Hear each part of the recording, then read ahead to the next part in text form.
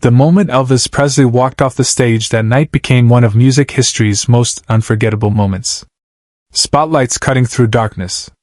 15,000 voices screaming as one. The king of rock and roll in his white jumpsuit, rhinestones catching every beam of light like fallen stars. Then silence. Complete, suffocating silence. Elvis sets down his microphone. Steps back from the edge. The crowd doesn't understand. Neither does his band. The music stops. Security freezes. In the front row, a small boy with tears streaming down his face reaches toward an empty stage. What happened in those final moments changed everything we thought we knew about Elvis Presley. This is that story. Nashville, Tennessee. June 26, 1977. 2 months before the world would lose its king. The atmosphere at the Municipal Auditorium was electric, charged with an energy that seemed to pulse through every seat, every heartbeat, every breath drawn by the 15,000 fans packed into the venue. Elvis had been performing for over 2 decades, but lately, something was different. Those closest to him could see it in his eyes between songs, in the way he held onto notes just a little longer, as if trying to make each one last forever. The pills, the pressure, the endless touring, they were taking their toll on a man who had given everything to his music, to his fans, to the world. But tonight felt special. Tonight felt like a gift. The opening acts had warmed up the crowd, but when Elvis walked onto that stage, the temperature in the room shifted. He was wearing his iconic white jumpsuit, the one with the rhinestone belt that caught the stage lights like captured lightning. His hair was perfectly styled, his smile was wide, but if you looked closely, really closely, you could see something in his eyes that wasn't quite showmanship. It was vulnerability. Subscribe now and comment below, because what happens next will show you a side of Elvis that changed music history forever. For the first hour, the concert proceeded like any other Elvis show. He moved through his classics with the kind of effortless charisma that had made him a legend.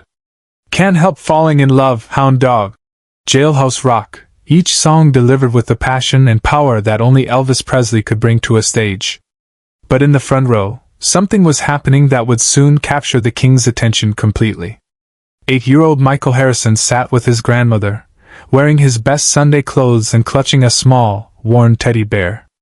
His parents had been killed in a car accident just 3 months earlier, and his grandmother had spent her entire savings on these front row tickets, believing that seeing Elvis, Michael's hero, might bring some light back into the boy's eyes. Michael hadn't spoken much since the accident. He hadn't smiled. He hadn't played with his toys. But tonight, watching Elvis move across that stage, something was stirring inside him. As Elvis launched into "Love Me Tender," Michael began to cry.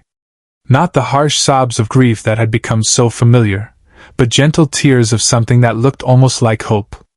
Elvis, in the middle of his performance, caught sight of the boy. Their eyes met across the crowded auditorium, and something passed between them, an understanding that transcended the barrier between performer and audience. But then Elvis stopped singing. Mid-verse. The band continued for a few measures before realizing their lead had gone silent. The crowd murmured, confused. 15,000 people held their breath. Elvis stepped back from the microphone, his eyes never leaving the small boy in the front row. The arena fell into a death-like silence. What happened next would be talked about for decades. Elvis walked to the edge of the stage, knelt down, and extended his hand toward Michael. Without hesitation, security helped the boy up onto the stage, his grandmother watching through tears of her own. Standing under those blazing lights, Michael looked impossibly small next to the king of rock and roll. Elvis knelt down to the boy's level, and though the microphone wasn't close enough to pick up their conversation, those in the front rows could see Elvis speaking softly, gently, his large hands resting on the child's shoulders. Then Elvis did something no one expected. He took off his famous rhinestone belt, the one he'd worn to countless performances, the one that had become as much a part of his identity as his voice, and placed it carefully around Michael's small waist. "This young man," Elvis said, his voice carrying clearly through the arena now, "reminds me why we're all here tonight. Music isn't about the lights or the stage or the applause. It's about connection. It's about love. It's about healing. Behind the scenes, Elvis's team was frantically trying to figure out what was happening. They had schedules to keep, contracts to fulfill, but Elvis was completely focused on this one moment, this one child who had somehow reached through all the walls that fame had built around him. The incredible part of this story is just beginning. The part no one was expecting. Elvis turned to his band and nodded. They began the opening chords of "He Touched Me," one of Elvis's gospel songs, but instead of moving back to center stage, Elvis stayed beside Michael. He began to sing, his voice filled with an emotion that seemed to reach every corner of the auditorium. As the song progressed, something magical happened. Michael, still wearing Elvis's belt which hung like a ceremonial robe around his small frame, began to smile. Then, incredibly, he began to sing along.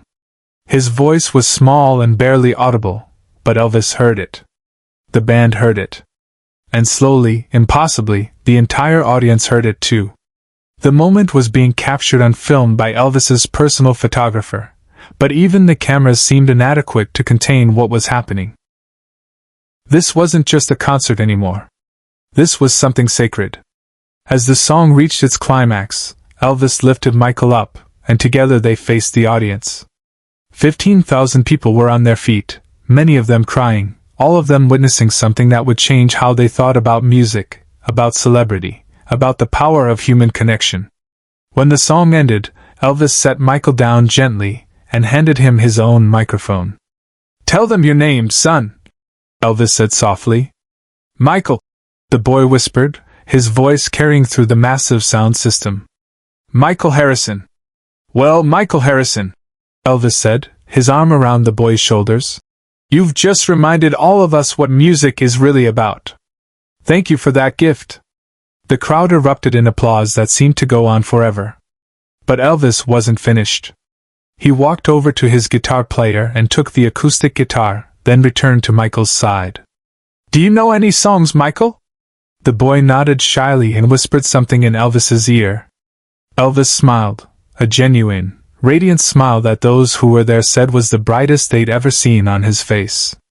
"Ladies and gentlemen," Elvis announced, "Michael would like to sing Amazing Grace with me." What followed was perhaps the most moving performance in the history of popular music. Elvis and this 8-year-old boy, standing together under the stage lights, singing one of the most beloved hymns ever written.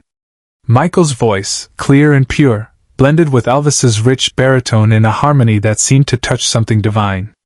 As they sang, something extraordinary happened in the audience. People began joining in.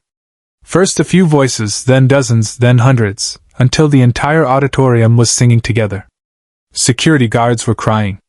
The band was crying. Even the hardened music industry executives in the VIP section were wiping away tears.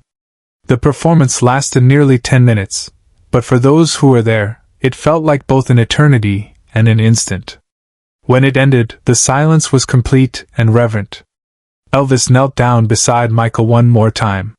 He whispered something in the boy's ear, something that only Michael heard, then hugged him tightly before security gently helped him back to his grandmother. But Elvis wasn't ready to continue the show. Instead, he sat down on the edge of the stage, his legs dangling like a child's, and spoke directly to his audience. 30 years ago, he began, his voice softer than anyone had ever heard it in concert. "I was just a kid from Mississippi who loved to sing.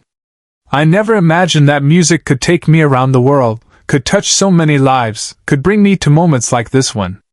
He paused, looking out at the sea of faces, each one focused completely on him. "But tonight, this young man reminded me of something I'd forgotten. He reminded me that music isn't about being perfect. It's not about hitting every note exactly right or putting on the biggest show. Music is about being real. It's about being human. It's about connecting one heart to another." Elvis stood up and walked back to his microphone. "I want everyone here to remember this night. I want you to remember that no matter how dark things get, no matter how lost you feel, there's always a song that can bring you back home. There's always someone who understands. There's always hope. Share this story and subscribe, because what Elvis did next changed his life forever. For the remainder of the concert, Elvis performed with an intensity and emotion that many said surpassed even his legendary 1968 comeback special. Every song seemed to carry extra weight, every note seemed to matter more. And throughout the performance, he kept glancing back at Michael, who was now sitting in his grandmother's lap, still wearing Elvis's rhinestone belt, still smiling. When the concert finally ended, Elvis did something unprecedented. Instead of his usual quick exit, he walked slowly around the entire stage, making eye contact with as many fans as possible, touching outstretched hands, accepting the flowers and gifts that were thrown onto the stage. But before he left, he made one final stop. He walked to the edge of the stage where Michael sat and knelt down once more. "Keep that belt, son," he said, loud enough for nearby fans to hear. "And every time you look at it, remember that you're special. Remember that you matter. And remember that there's always another song to sing." Michael nodded solemnly, his small hands gripping the belt that was now wrapped multiple times around his waist. "Will I see you again?" Michael asked. Elvis smiled, and for just a moment those who were watching said later that all the weariness seemed to leave his face.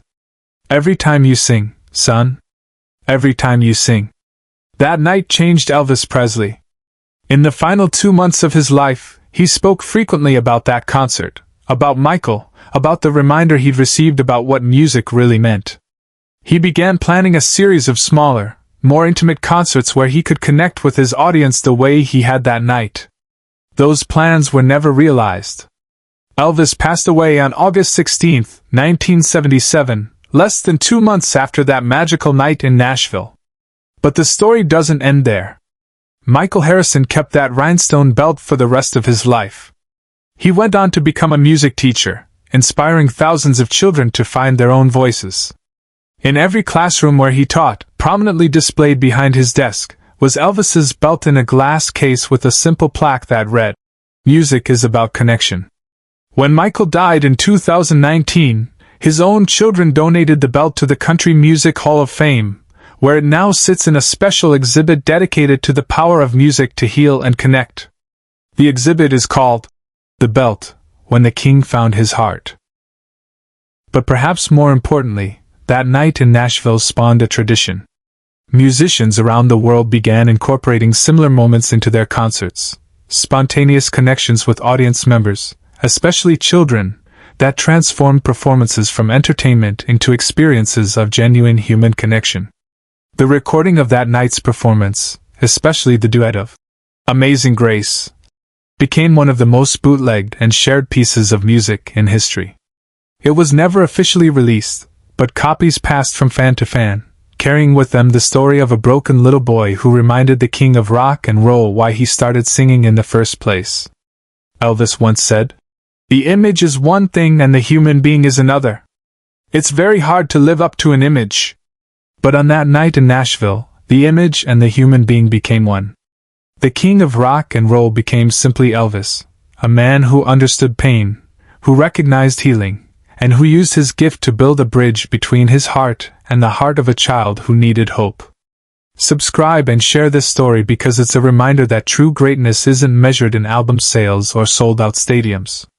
It's measured in moments of genuine human connection, in the courage to step away from the spotlight and into someone else's darkness with a light. That's the Elvis Presley we remember. That's the king who never really left the building because he lives on in every act of musical kindness, in every moment when an artist chooses connection over performance, when someone with a platform uses it to lift up someone who needs lifting. And somewhere, in a museum in Nashville, a rhinestone belt sits quietly under glass, telling the story of the night the king of rock and roll became something even greater, a reminder that music, at its very best, is simply love made audible.